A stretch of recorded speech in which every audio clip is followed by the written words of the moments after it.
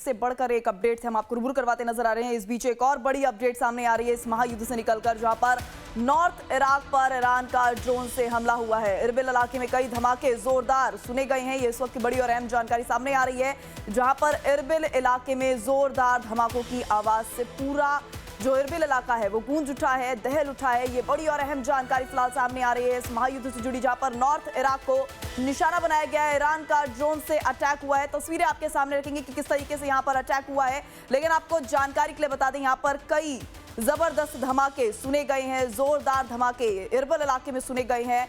आग की लंबी लंबी जो लपटें हैं वो उठती यहां पर देखी गई हैं।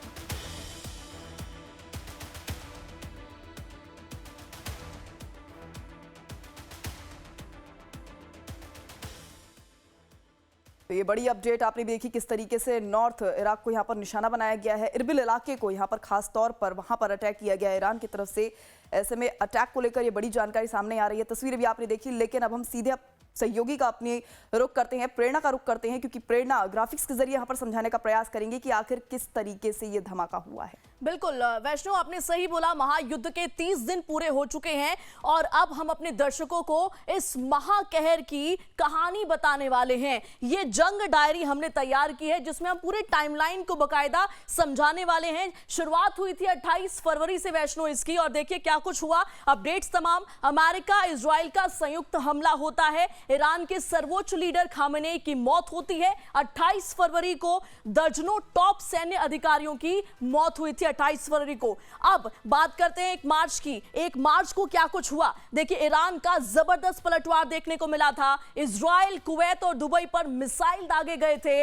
ईरान ने 90 से अधिक मिसाइल दागे थी 1 मार्च को, और तेल आपूर्ति ठप होने लगी थी। यहीं से शुरुआत होती है इन भीषण अटैक्स की। अब बात 2 मार्च की करते हैं। हिजबुल्लाह युद्ध में शामिल होता है। प्रॉक्सी वॉर इसमें कहीं ना कहीं एक बड़ा रोल प्ले करना शुरू कर देता है। इजराइल पर हिजबुल्लाह ने रॉकेट दागे। इसके बाद साइप्रस में ब्रिटिश बेस पर ईरानी ड्रोन गिरा 2 मार्च को। अब कहानी 3 मार्च की आपको बता देते हैं। ईरान पर इजराइल का बड़ा अटैक। तेहरान के नतांज परमाणु संयंत्र पर अटैक किया गया। असेट्स को, परमाणु जो हब्स थे उन पर अटैक करना यहां से शुरू हो जाता है। गोलिस्तान पैलेस पर इजरायली हमला 3 मार्च को। अगली कहानी 4 मार्च की। ईरान ने होर्मुज को पूरी तरीके से बंद कर दिया 4 मार्च को। आसमान छूने लगी तेल की कीमतें। यहीं से किल्लत की शुरुआत हुई। हालांकि भारत बखूबी से मैनेज जरूर कर रहा है।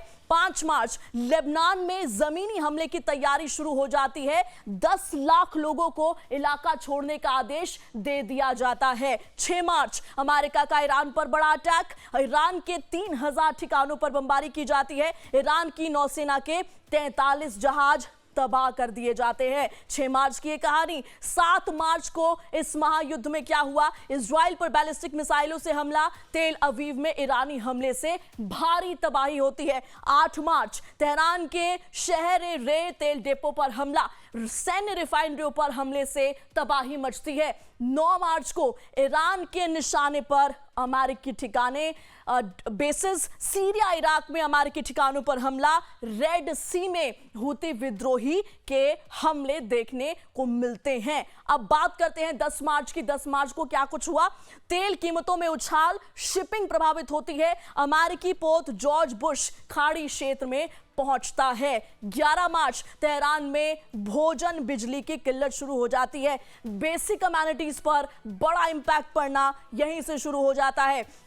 हमलों से तेहरान में इंटरनेट सेवा प्रभावित हुई। 12 मार्च को क्या हुआ, शिराज और इस्फहान के एयरबेस पर अटैक किया जाता है। हमले में F-14 लड़ाकू विमान नष्ट, तबाह। 13 मार्च लेबनान में जमीनी मुठभेड़ शुरू। हिजबुल्लाह और इजराइल में भीषण टक्कर होती है। 13 मार्च को। 14 मार्च को क्या हुआ, हम एक एक करके आपको तमाम पन्ने दिखा रहे हैं। पाकिस्तान ने मध्यस्थता की पेशकश की। एयर डिफेंस सिस्टम यहीं से एक्टिव हो जाता है। अब अगली तारीख 15 मार्च की।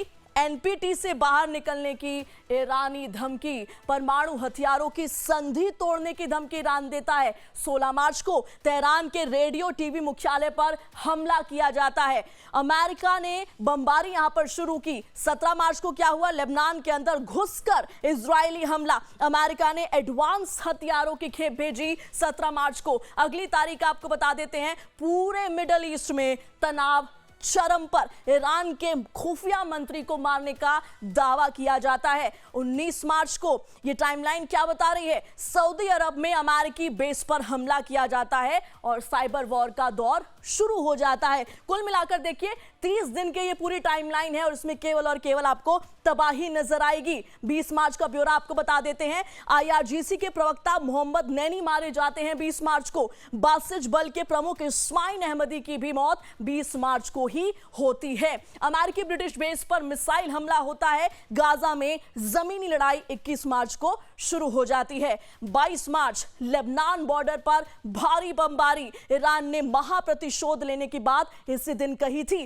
23 मार्च को डोनाल्ड ट्रंप ने ईरान को चेतावनी दी, धमकी दी। ईरान का पावर प्लांट तबाह करने की चेतावनी डोनाल्ड ट्रंप की। 24 मार्च अमेरिका का बड़ा सैन्य ऑपरेशन। अमेरिका ने ईरान को युद्ध विराम प्रस्ताव भेजा था। 15 पॉइंट का सीज फायर प्लान 24 मार्च को भेजा गया। इसके बाद 25 मार्च को क्या हुआ? ईरान ने अमेरिकी प्रस्ताव को ठुकराया और ईरान ने अमेरिका के सामने कुल 5 शर्तें रख दी कि आप हमारी 5 शर्तें मानिए तभी नेगोशिएशन हो पाएगा। 26 मार्च तेहरान के सैन्य ठिकानों पर बड़ा अटैक होता है। ऑस्ट्रेलिया में ईरानियों के प्रवेश पर बैन लगा दी जाती है और यही कारण भी है कि ईरान अभी अलग थलग खड़ा है। 27 मार्च यमन के हूतियों का इजराइल पर हमला। हूतियों ने बैलिस्टिक मिसाइलें दागी और ईरान के अरक जल संयंत्र पर इजरायली हमला होता है। अगला पन्ना 28 मार्च से जुड़ा। फिर से मिसाइल हमले तेज यहां से हो जाते हैं। देखिए, जब सीज फायर का प्रस्ताव आया उसके बाद से बैक टू बैक अटैक्स हुए और अटैक्स और भी जोरदार और भी ताकतवर होने लगे। ट्रंप ने समझौते का प्रस्ताव भी दिया था। अब कमिंग टू 29 मार्च हूतियों के हमले जारी। इजरायली एयर डिफेंस अलर्ट पर आ जाता है और अमेरिकी युद्धपोत यूएसएस ट्रिपोली को तैनात कर दिया गया है। तो वैष्णव, कुल मिलाकर ये महायुद्ध की 30 दिन की टाइमलाइन है और अभी तक किसी भी तरीके से डिप्लोमेसी तो कहीं नजर नहीं आ रही है। ना तो ईरान अमेरिका की शर्तें मानने को तैयार है और ना ही अमेरिका ईरान की। ऐसे में देखिए, पूरे पैनलिस्ट हमारे मौजूद हैं। डिस्कशन में ये पॉइंट होना भी बहुत जरूरी है कि आखिर अगर ये युद्ध रुकेगा तो रुकेगा कैसे। Over to you Vaishnav.